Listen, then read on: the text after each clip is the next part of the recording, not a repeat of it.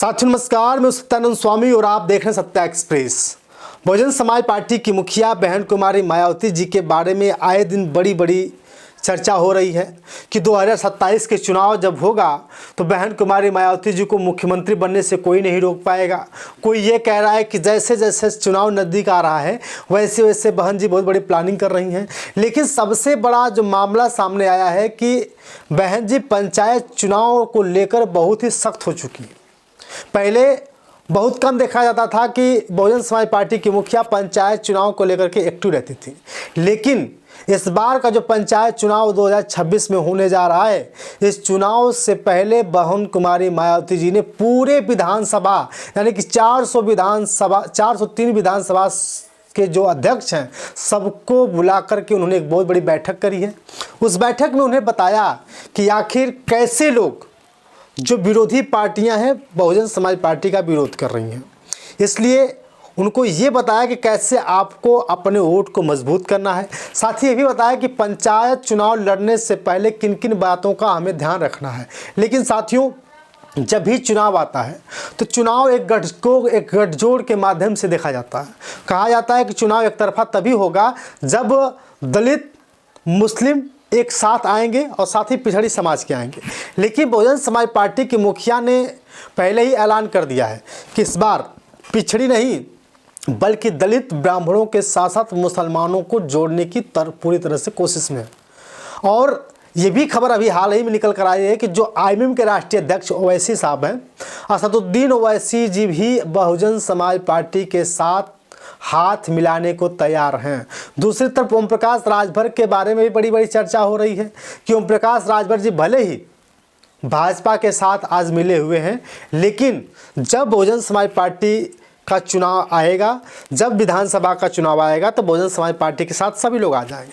लेकिन मेरे प्यारे साथियों, जब से यूजीसी आया है उस यूजीसी के दौरान जितने भी ब्राह्मण समुदाय के लोग हैं, क्षत्रिय समुदाय के लोग हैं, यानी जो अगड़ी जातियां हैं, वो सारी जातियां बहुजन समाज का विरोध कर रही है और सरकार का खुलेआम विरोध कर रही है। सरकार के लिए कह रही है कि सरकार अगर यूजीसी को ख़त्म नहीं करती है, यूजीसी को बंद नहीं करती है, यूजीसी पर रोक नहीं लगाती है, तो कहीं न कहीं राजनीति होगी और जो अगड़े जाति के बच्चे हैं कॉलेज में उनके साथ नाइंसाफ़ी होगी। बहुजन समाज पार्टी की मुखिया ने यूजीसी का समर्थन कर दिया है और आए दिन हर जगह देखा जा रहा है कि जो राजनीतिक पार्टियां हैं यूजीसी के समर्थन में आंदोलन कर रही हैं। अगर हम आज़ाद समाज पार्टी के राष्ट्रीय अध्यक्ष चंद्रशेखर आज़ाद रावण की बात करें तो उन्होंने भी हाल ही में आपने देखा होगा कि जंतर मंतर पर एक बैठक बुलाई और उस बैठक को आंदोलन का रूप दिया और कहा यूजीसी के समर्थन में हम आंदोलन कर रहे हैं और हम यूजीसी को खत्म नहीं होने देंगे। दूसरी बात, बहुजन समाज पार्टी के मुखिया ने भी समर्थन कर दिया। तो वहीं लखनऊ में डॉक्टर पल्लवी पटेल जो समाजवादी पार्टी की विधायिका हैं, वो भी खुलेआम यूजीसी के समर्थन में आंदोलन कर रही हैं। तो साथियों समझिए, एक तरफ सरकार यूजीसी के समर्थन के लिए यूजीसी को लागू करने की बात कर रही है, तो दूसरी तरफ उन्हीं के कुछ लोग बताए जा रहे हैं कि वे लोग विरोध कर रहे हैं। बहुत सारे नेताओं का कहना है कि अगर यूजीसी गलत है या यूजीसी पर रोक लगाना चाहते हैं तो सबसे पहले ब्राह्मण और छात्रियों को ये सुध लेनी पड़ेगी, ये समझना पड़ेगा कि वे बहुजन समाज के जितने भी बच्चे हैं उनके साथ छेड़छाड़ नहीं करेंगे, उनको कोई नुकसान तक नहीं पहुंचाएंगे। क्योंकि अगर वे लोग सुध ले रहे हैं, वे लोग समझ जा रहे हैं तो यूजीसी धीरे धीरे खत्म किया जा सकता है। लेकिन अगड़ी जातियों को डर है कि अगर यूजीसी लागू होता है दलित पिछड़ों के ऊपर, अगर कॉलेज में यूजीसी लागू हो जाता है तो सबसे बड़ा नुकसान इन्हें झेलना पड़ेगा। तो कहीं ना कहीं इनको डर है कि उनके बच्चे उन्हें परेशान करते हैं। तो बहुत सारी बातें हैं, बहुत सारी रणनीतियां हैं। लेकिन मेरे प्यारे साथियों, आपको बता दूं कि 2027 के चुनाव से पहले जो पंचायत का चुनाव है, इस पंचायत के चुनाव में बहुजन समाज पार्टी की मुखिया पूरी तरह से मजबूती के साथ चुनाव लड़ने जा रही हैं और प्रत्येक उन व्यक्तियों को टिकट देंगी जिनको लगेगा कि ये व्यक्ति पंचायत चुनाव में कामयाब हो पाएगा। साथियों, आपको पता है कि हर जगह जाइए, जितने भी पंचायत हैं उस सही पंचायत क्षेत्र में जाकर देखिए, कम से कम बहुजन समाज पार्टी से टिकट लेने के लिए 10-10 उम्मीदवार हैं। अब 10 उम्मीदवारों में कौन आगे आएगा, कौन जिला पंचायत के लिए जो है कि बहुजन समाज पार्टी से टिकट पाएगा, ये तो देखना बाकी होगा। लेकिन दलित, मुस्लिम और ब्राह्मण इन तीनों को इस बार जोड़ करके राजनीति बनाई जा रही है।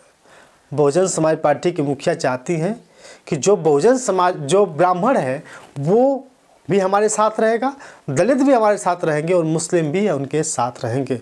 तो इन तीनों लोगों की जो संगठन है, इन दोनों लोगों का जो गठजोड़ करने जा रही है बहन कुमारी मायावती जी, इससे उन्हें बहुत फ़ायदा होने वाला है। तो साथियों, आप समझिए कि कुछ भी कर लिया जाए, इस बार खेला होगा और 2027 से पहले 2026 का जो चुनाव होगा इसमें बहुजन समाज पार्टी खेल खेलेंगे। लेकिन अभी कल एक बहुत बड़ी खबर आई कि जो पूर्व राज्य मंत्री हैं मुनकाद अली साहब, जो बहुजन समाज पार्टी के हैं, उनकी गाड़ी का एक्सीडेंट हो गया था और वो अभी बाल बाल बचे हैं। उनकी जो टीम थी वो भी बाल बाल बच गई है। अभी हाल ही में एक और बड़ी खबर आ गई कि फेसबुक पर बहुजन समाज पार्टी के मुखिया के लिए अभद्र टिप्पणी कर दी गई थी। बताया जा रहा है कि श्रेया यादव नाम से फेसबुक अकाउंट था, जिससे बहुजन समाज पार्टी के मुखिया को अभद्र शब्दों का, आपत्तिजनक शब्दों का प्रयोग किया गया था। तो साथियों, कहीं ना कहीं एक तरफ बहुजन समाज पार्टी मुखिया मजबूत हो रही हैं, दूसरी तरफ उनका लोग टांग खींचने की कोशिश कर रहे हैं। लेकिन उन सभी वोटरों को ध्यान देना जरूरी होगा कि जो आजकल का चुनाव हुआ और कल के चुनाव में बहुत डिफरेंस है। कल के चुनाव में भले ही बहन कुमारी मायावती जी 4 बार सरकार बना पाई, लेकिन जो विकास हुआ सभी जानते हैं। और आज भी अभी हाल ही में बजट सब तरह आपने देखा, बजट पेश हुआ था। बजट के दौरान बहन कुमारी मायावती जी ने इसका जो है कि उस पर बात रखते हुए कहा है कि जो बजट पेश हुआ है सिर्फ कागज़ पर ही रह जाएगा, ये सिर्फ कागज़ों के लिए सही है, लेकिन असल रूप से व्यक्तियों के पास बहुत कम पहुंच पाएगा। तो इन सब चीज़ों को भी समझना बहुत ज़रूरी होगा।